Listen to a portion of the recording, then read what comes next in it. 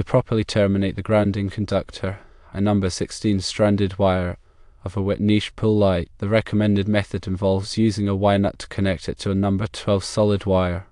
This approach is preferred over directly terminating the grounding conductor under a screw in the junction box, as that method can potentially damage the strands of the wire. The screw may not provide a secure and reliable connection, which could lead to an electrical hazard.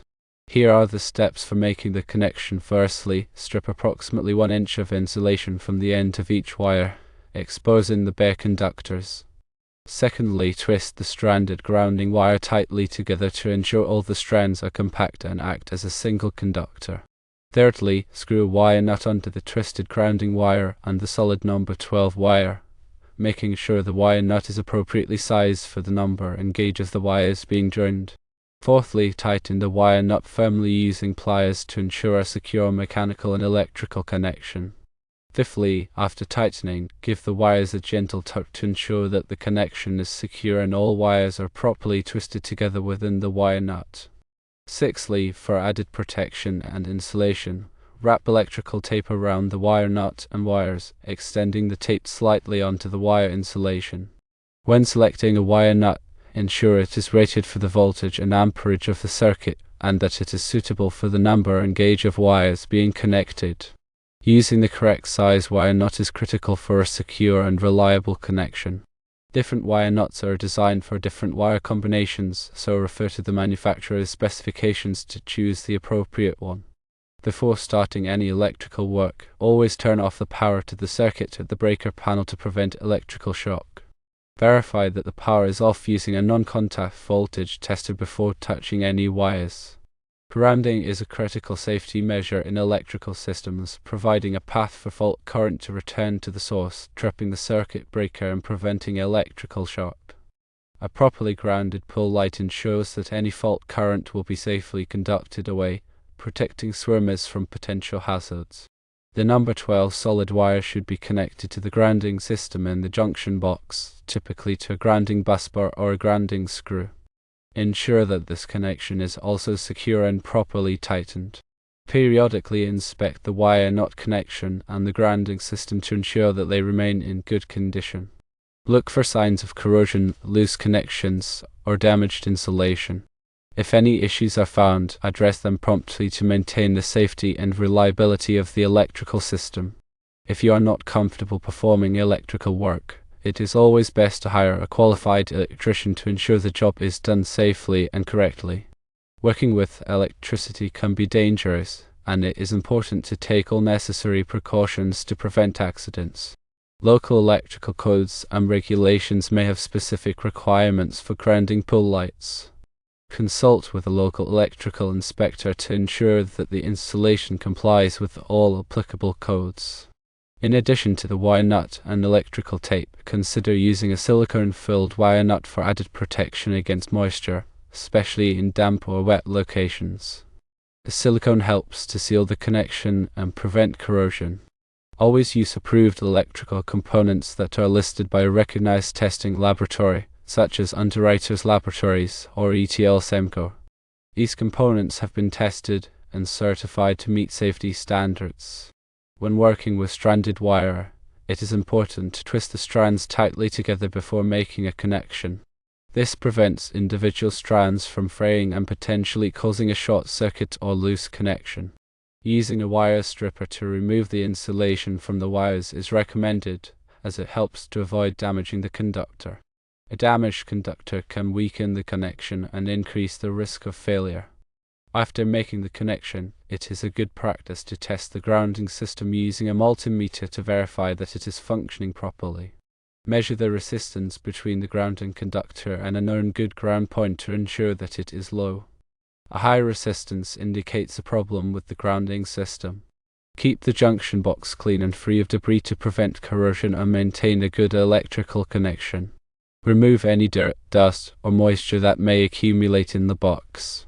Regularly inspect the pull light and its wiring for any signs of damage or wear. Replace any damaged components promptly to prevent electrical hazards. If you are unsure about any aspect of the installation or maintenance of the pull light, consult with a qualified electrician.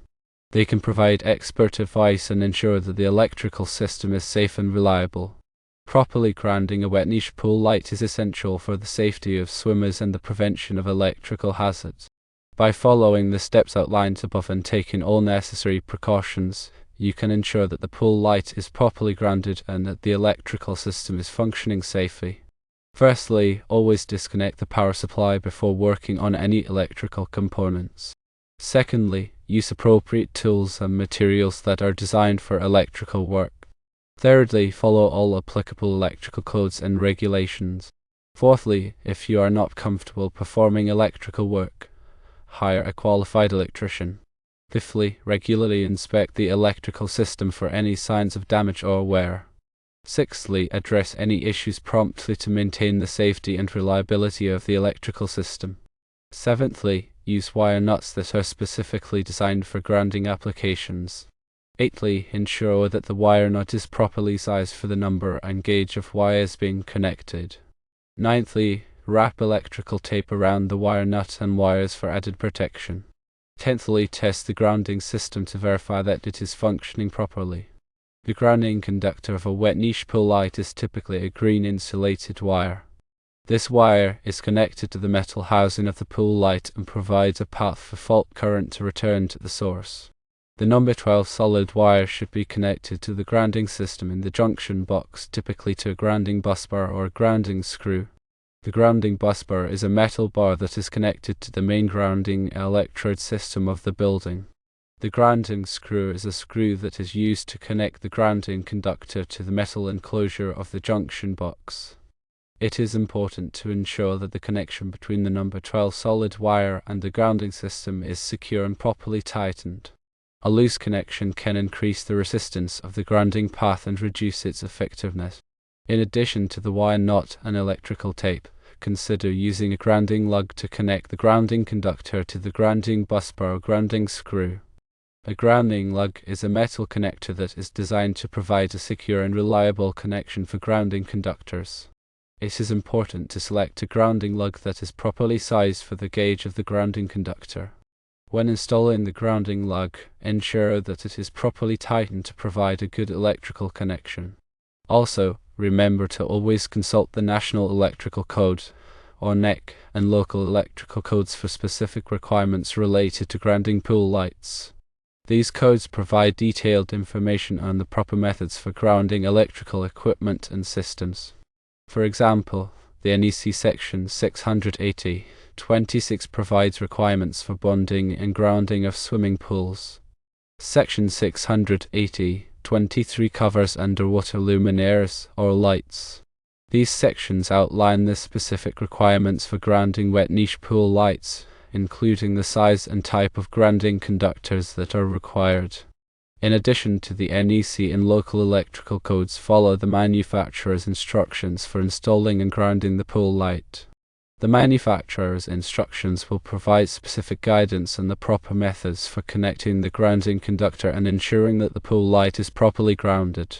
If there is any confusion about any aspect of the installation or grounding of the pool light, consult with a qualified electrician. They can provide expert advice and ensure that the electrical system is safe and reliable. The importance of properly grounding a wet niche pool light cannot be overstated. Grounding is a critical safety measure that protects swimmers from potential electrical hazards. By following the steps outlined above and taking all necessary precautions, you can ensure that the pool light is properly grounded and that the electrical system is functioning safely. In addition to grounding, bonding is another important safety measure for swimming pools. Bonding involves connecting all metal parts of the pool, such as the pool light, the pool pump, and the metal reinforcing in the pool shell, to a common grounding system. This helps to equalize the electrical potential between these metal parts and prevent electrical shock. The NEC Section 680/26 provides requirements for bonding swimming pools. This section outlines the specific requirements for bonding metal parts of the pool, including the size and type of bonding conductors that are required. When installing the bonding conductors, ensure that they are properly connected to the metal parts of the pool and to the grounding system. Also, ensure that the connections are secure and properly tightened. In addition to the NEC and local electrical codes, follow the manufacturer's instructions for bonding the pool. The manufacturer's instructions will provide specific guidance on the proper methods for connecting the bonding conductors and ensuring that the pool is properly bonded. If there is any confusion about any aspect of the bonding of the pool, consult with a qualified electrician. They can provide expert advice and ensure that the electrical system is safe and reliable. The combination of grounding and bonding provides a comprehensive safety system for swimming pools. These measures help to protect swimmers from potential electrical hazards and ensure that the pool is safe to use.